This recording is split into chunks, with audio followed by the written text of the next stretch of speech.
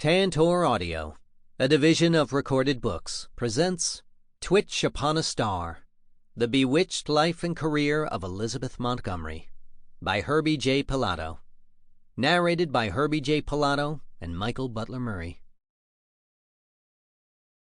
Win, lose, or draw, I'm going to keep on being Elizabeth Montgomery. Elizabeth Montgomery, 1965. Lizzie didn't want to walk around for the rest of her life being Samantha. Ronnie Cox, friend and co-star of Elizabeth Montgomery's. I ain't never met another woman I wanted to be like. Belle Starr, as played by Elizabeth Montgomery in the 1980 TV movie of the same name. Preface. In 1979, Elizabeth Montgomery appeared in the NBC TV movie Jennifer, A Woman's Story, in which she played Jennifer Prince, the widow of a wealthy shipbuilding executive. In this backdoor pilot for a new series that Montgomery chose not to pursue, Jennifer battled the highbrow board members of her late husband's company that she struggled to control. On Bewitched, which originally aired on ABC from 1964 to 1972, Elizabeth portrayed the beloved nose-wriggling house witch, Samantha Stevens. In an episode from 1969, The Battle of Burning Oak, Samantha and her feisty mother, Endora, Agnes Moorehead, forged one of their rare but sturdy alliances and set out to discredit the braggart members of a private mortal club. With this and every segment of Bewitched, Elizabeth played Samantha not so much as a witch with a twitch, but as a woman who just so happens to be a witch, who just so happens to twitch. How she machinated the magic was secondary to the sorcery itself. The supernatural acts were not nearly as pertinent as the distinguishing and ironic essence of Samantha, her humanity. In like manner, Elizabeth eagerly utilized her benevolence with an extraordinary life and career, relinquishing an arrogance that could have easily evolved by way of her prestigious upbringing. As the liberal daughter of film and television legend Robert Montgomery, a staunch Republican, and Broadway actress Elizabeth Allen, an elegant Southern belle, she became disillusioned with the loftiness of Hollywood. She retained an unaffected demeanor on the set of any one of her nearly 500 individual television and film performances, or when approached on the street by some random fan. In either scenario, she relished the simple treasures of life, just as Samantha embraced the everyday mortal way. Elizabeth, however, was not immortal in real life. Her light was dimmed too soon. On May 18, 1995, she died a victim of colon cancer, only 2 months after completing production of Deadline for Murder, her second CBS TV movie as true-life Miami crime reporter, Edna Buchanan. Her first, The Corpse Had a Familiar Face, aired in 1994. The shining star, the iconic actress, the outspoken political activist, the kind and loving mother to 3 children, with Bewitched producer-director William Asher, William Jr., Robert, and Rebecca, and the very private and all-too-human woman, was gone. It was devastating news for those within her intimate circle, and to the millions of fans who continue to worship her from afar. More than 15 years after her painful demise, countless Facebook pages are adorned with her name. Over 800,000 readers of TV Guide once voted her more popular than Barbara Eden, the star of classic TV's other supernatural blonde-led sitcom, I Dream of Jeannie, a blatant replica of Bewitched that infuriated Elizabeth, and her TV movies remain classics. In 1974, she received an Emmy nomination for A Case of Rape, which originally aired on NBC, a decade before the network aired the similarly themed film, The Burning Bed, starring Farrah Fawcett. Case became the first issue-oriented TV movie of its time, helped to change human rights and legislation for rape victims, and registered itself as one of the highest-rated TV movies in history. In 1975, Elizabeth received another Emmy nomination for ABC's The Legend of Lizzie Borden, a namesake and alleged distant sixth cousin that she took a particular delight in portraying, which will soon be remade for the big screen. Her feature films remain revered as well.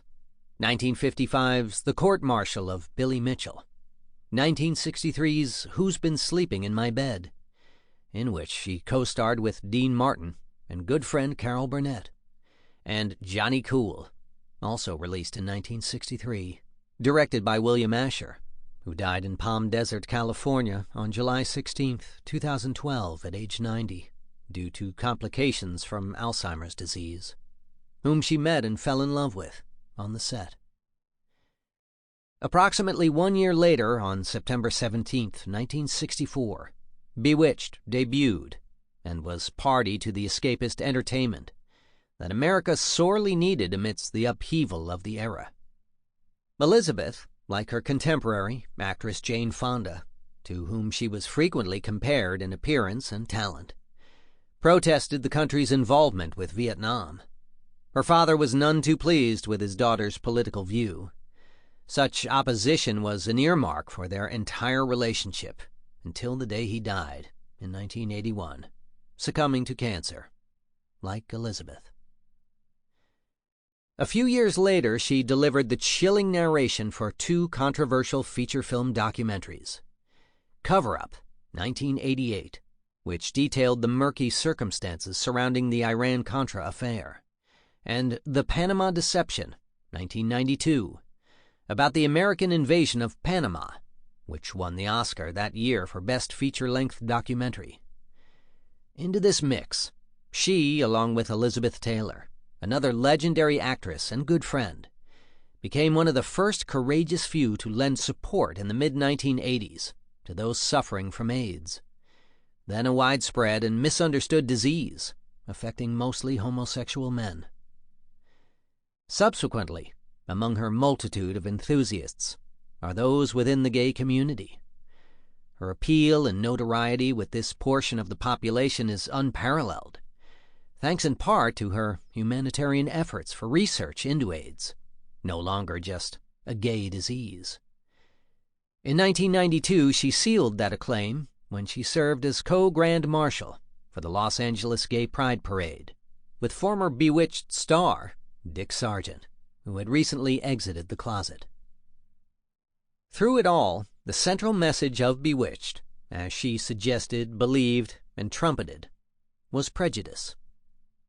Samantha was a sorceress, isolated in a mortal world, a witch out of water, a repressed housewife instructed by an overbearing human husband, Darren, played by Dick York, later replaced by Sargent, to never reveal her true identity. Despite what critics perceived as confinement, Samantha was a free spirit, an independent soul. It was her choice to live the mortal life, and Elizabeth sought to convey the significance of that directive.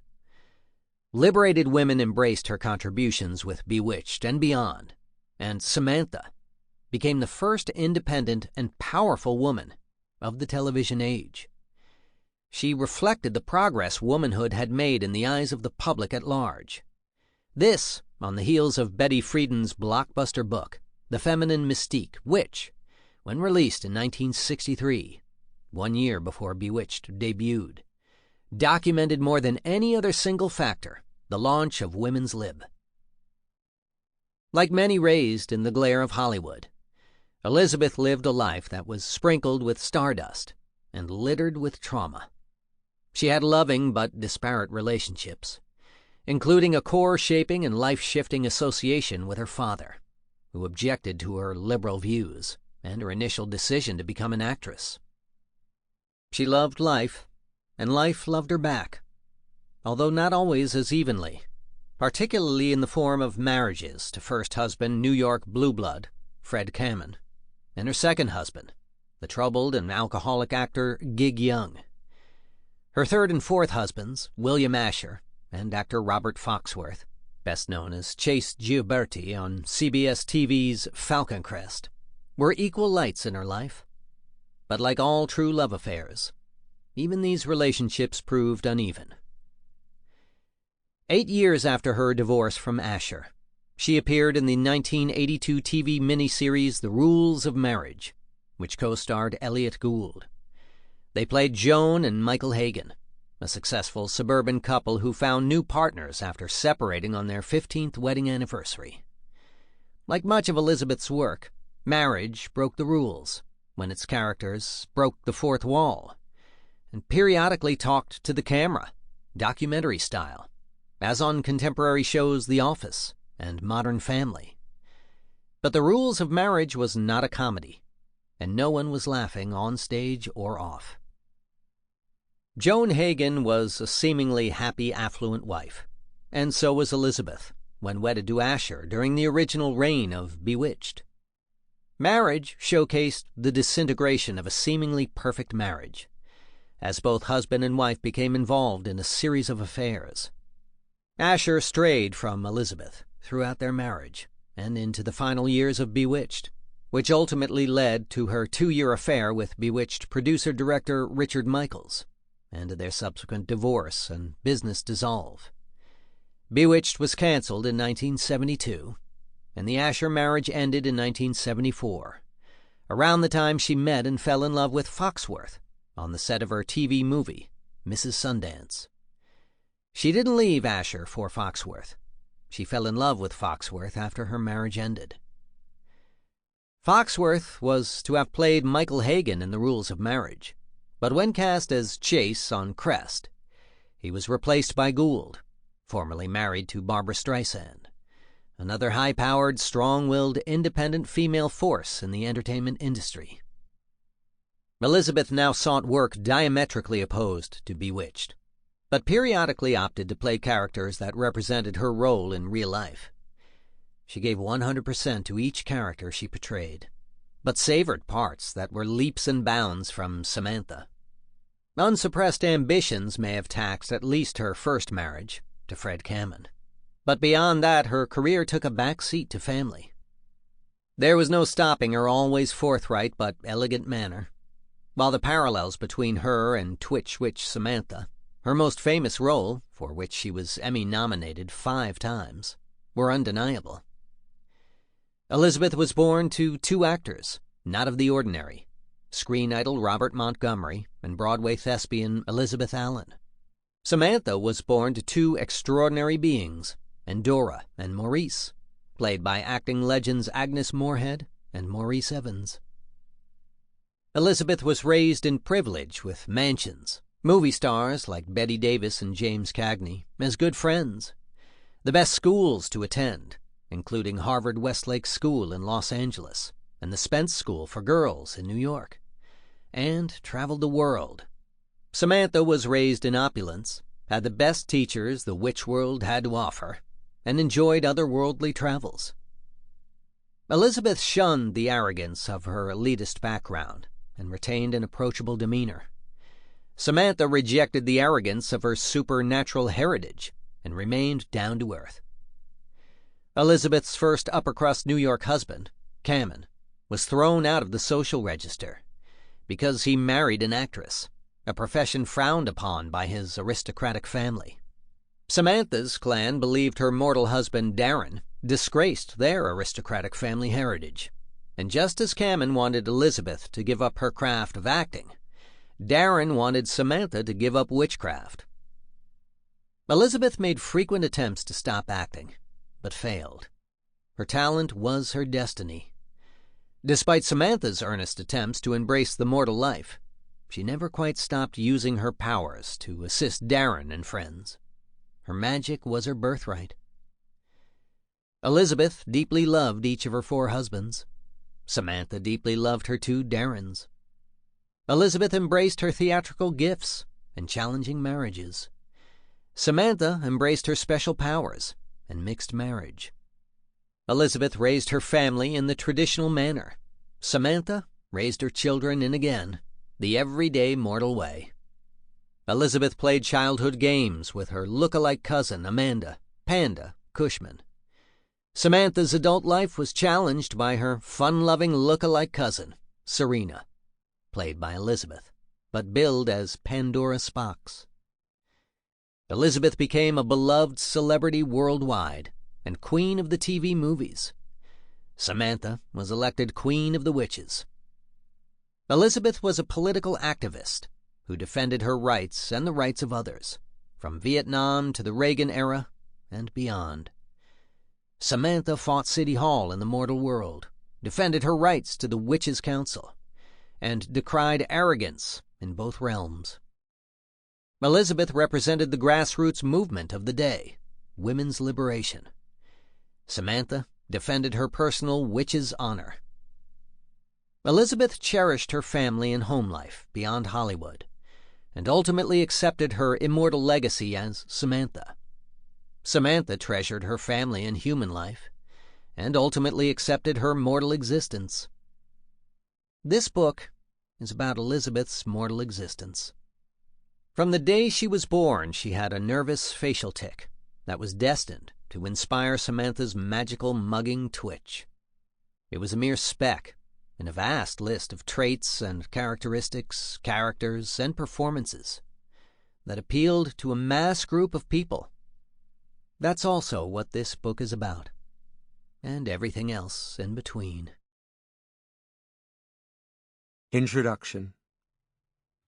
Elizabeth Montgomery welcomed me into her hushed world.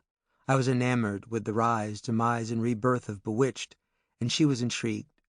She marveled in my appreciation of not only her most famous show, but her varied accomplishments, talents, and charitable ways. Like Nick at Night. Initially reticent, then unrestrained, she, for the first time in 20 years, offered in-depth conversations about her life and career. She explained during the first of what would become 4 interviews in the spring and summer of 1989. It's a strange thing. I loathe to chat away about me. I've never liked it. I always hate interviews. I just want to act and do the best job I can. Hopefully, people will appreciate it. That's what my job is. It isn't sitting down and talking about me. If I were a gardener, which she fancied herself as around her home in Beverly Hills, I would be out there trying to make gardens as pretty as I could, and not expect people to come up to me and ask a lot of questions. What it boils down to is this: it's always easier for me to talk about other things than it is to talk about me. She described our conversations as cathartic. She spoke about her famous father, film and TV idol Robert Montgomery, her childhood, years of education, early motion pictures, stage, and television appearances. She addressed what it means to be an actress, her friendships with President John F. Kennedy, assassinated on November 22, 1963, the day rehearsals began for Bewitched, Carol Burnett, and her Bewitched co-stars including Agnes Moorehead and Paul Lynde, her TV movies and feature films, and of course, Bewitched itself. She discussed all she did and didn't understand about herself and her massive following, all she gave, all she became, all she hoped to be, all she was: a wife, a mother, a friend, a TV legend, a pop culture icon, a courageously bold endorser of human rights. My Bewitched books concentrated on her most renowned performance, but a more expansive, magical story was yet to be told. Twitch Upon a Star, the bewitched life and career of Elizabeth Montgomery, tells that story. The unpublished memories she shared with me in 1989 are now interspersed with her commentary from other interviews before and after we met. Only following our chats did she allow for lengthier conversations with regard to Bewitched after she ended the show in 1972. She then seemed more comfortable discussing her career, specifically her days on Bewitched, from which she had long kept safe distance. She later gave interviews to One-on-One with John Tesh, The Dennis Miller Show, CBS This Morning, and The Advocate magazine, as well as to acclaimed film historian, preservationist, and author Ronald Haver, who for 20 years, he died in 1993, served as the curator and director for the Los Angeles County Museum of Art's Film Center. The latter interviews transpired for a commentary track accompanying the 15th anniversary documentary 1991 laser disc release of Here Comes Mr. Jordan, the 1941 film classic starring her father, Robert Montgomery. Elizabeth and I also talked about her dad, as well as her mother, former Broadway actress Elizabeth Allen, and her maternal grandmother, Rebecca Allen, all of whom played substantial roles in the development of her life and work, a career that she sometimes felt was overshadowed by Bewitched. Yet she had little choice but to address her immortal link to Samantha. By the time we met in 1989, 25 years after Bewitched's debut, she and the show's popularity reigned steady, expanded by way of nostalgic-oriented networks like Nick at Night, TBS, and WGN. The series flooded the airwaves. She was finding a new audience, and original and novice fans were falling in love with her all over again. When I asked if she understood just how happy she makes viewers, how classic and contemporary fans adore her just as much, if not more, as when the show premiered in 1964, she replied, "Well, I do now. I mean, you've pointed it out to me, certainly. I know they like the show and everything, but it's never been anything that's kind of been bounced in my face as much as it has with your focus on it.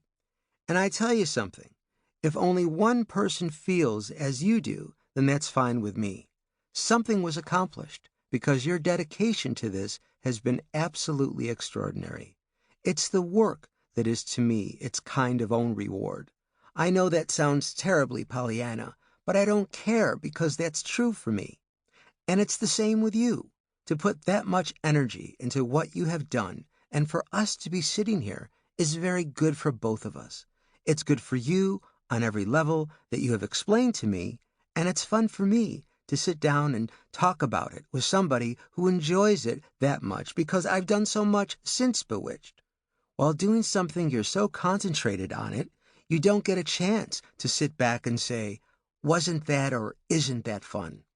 I'd like to think that the stuff that I've done since has meant something to somebody on various different levels, because I've tried to be real diverse in the work that I've done since I left Bewitched. Her post-1989 interviews with others proved insightful from a personal standpoint. One in particular stands out from the pack. In 1990, veteran television journalist Ann Hodges, mother to a dear friend, talked with Elizabeth for the Houston Chronicle about her CBS Hallmark Hall of Fame TV film Face to Face. After the interview, Ann put down her pen and paper and said, "I just have to tell you, my daughter is very good friends with one of your biggest fans." Before Ann had a chance to finish her sentence, Elizabeth blurted out the name Herbie. There are countless individuals and fan-base groups who assuredly know the more minute trivia related to Elizabeth's entire body of work, but that she would think of me amidst a random reference remains a cherished memory and not insignificant praise. I was honored to hear of that interchange, which I will forever humbly embrace. I can do nothing less. Elizabeth was one of the kindest people I ever met, and one of the least arrogant in or outside of Hollywood. I admired her lack of pretension and strive to meet that standard every day. That said, she was also one of the most complicated individuals on the planet, a conundrum that makes her story so compelling, and one in turn that I felt driven, dare I say, bewitched, to explore and share within these chapters. This book is also filled with collected reflections from her family members and friends, and co-workers from her TV movies, feature films, TV guest star appearances, and other performances, and of course, Bewitched. Thoughts from interviews that she and others granted to me appear alongside selected commentary previously published in studio bios, press releases, newspaper and magazine articles, books, TV talk shows, and news programs, and online sources. There are new memories from my exclusive interviews with her friend and fellow actress Sally Kemp, whom Elizabeth met while attending the New York Academy of Dramatic Arts, and who offers some of the most profound insight into Elizabeth's young life. Florence "The Brady Bunch" Henderson, also from the Academy. Her TV movie co-stars and friends, including David Nell, who played her son on Bellstar, Ronnie Cox, from A Case of Rape and With Murder in Mind, the Oscar-winning actor Cliff Robertson, who died only 2 weeks after granting his interview, Bewitched guest star Eric Scott, who would later be cast in The Waltons, Peter Ackerman, son of Bewitched executive producer Harry Ackerman, Bewitched writer Doug Tibbles, Emmy-winning actor and Elizabeth's fellow political advocate Ed Asner, The Mary Tyler Moore Show, actress, comedian, women and children's advocate, and political blogger Lydia Cornell from Too Close for Comfort, among many others. Also included are never-before-published commentary from my original Bewitched interviews in 1988 and 1989 with Harry Ackerman, William Asher, Dick York, and Dick Sargent, the two Darrens, David Larry Tate White, and others associated with the series, including Bewitched director Richard Michaels, who, in 2006, went on Entertainment Tonight and admitted to his affair with Elizabeth. It was an affair that contributed to the downfall of the show and Elizabeth's marriage to Asher, as well as Michaels' nuptials to Christina Hansen. When I interviewed Michaels in 1988, I was not aware of his liaison with Elizabeth, but you'd think I'd have a clue. We met in Santa Monica for lunch at the Crest, then a new but very regular eatery along the lines of Perkins or Denny's, if maybe just slightly upscale. Michaels was cordial, informative, intelligent, and his memories of Bewitched and all that it entailed were astounding. But as we finished our interview, he started to tear up. "When you talk with Elizabeth," he instructed me, "you be sure to tell her that I said there will never be anyone else like her in the world. Never."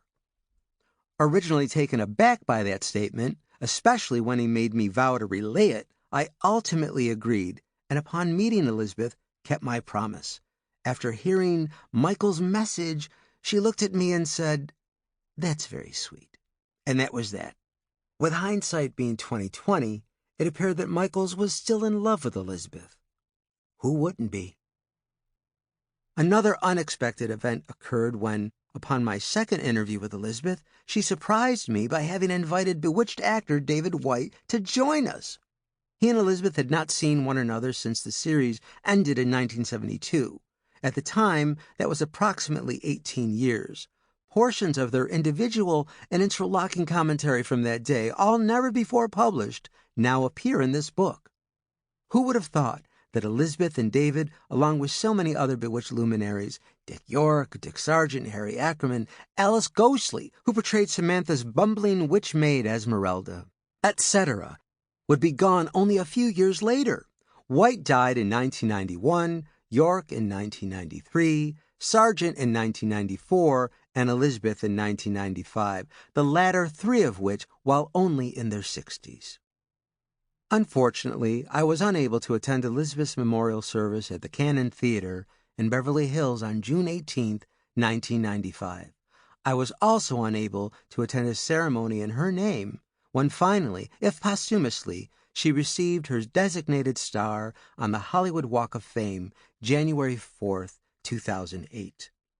Fortunately, my good friend and radio journalist Joan Devlin managed to at least attend the star ceremony and shared with me what transpired at that event. In addition to what was reported in the press, and from further research, I learned that it was an illustrious event.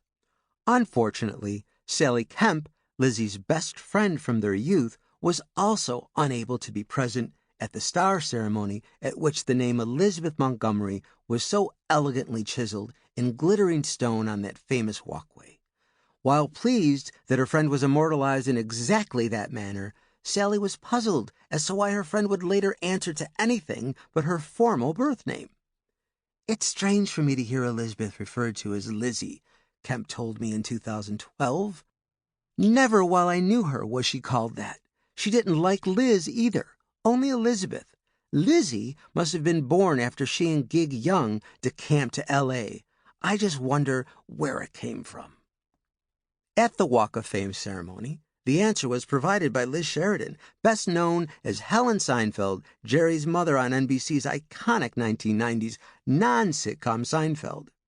Sheridan is also known as Miss Achmonic. Sample complete. Ready to continue?